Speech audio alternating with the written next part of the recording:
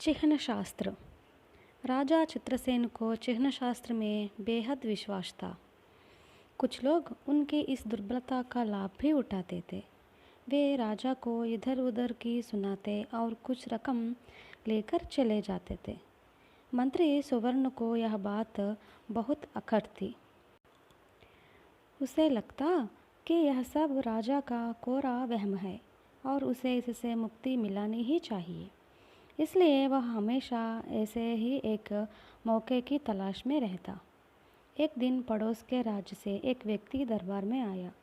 उसने अपना नाम शिवनाथ बताया और साथ ही उसने यह भी कहा कि चिह्न शास्त्र का वह बहुत बड़ा ज्ञाता है। राजा चित्रसेन ने उसे अपने शरीर के सभी चिह्न दिखाए और उससे कहा कि वह उन्हें परख कर उनका फल बताए। विश्वनाथ ने अपने झोले में से सूक्ष्म भीषण कांच निकाला और राजा के शरीर के चिन्ह को देखने परखने लगा।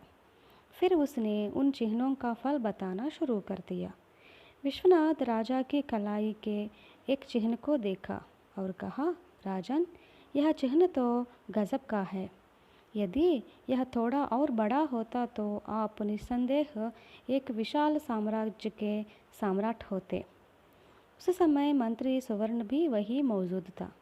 उसने तुरंत एक पहरेदार को बुलाया और उससे कहा कि वह अपनी दाहिनी कलाई दिखाए।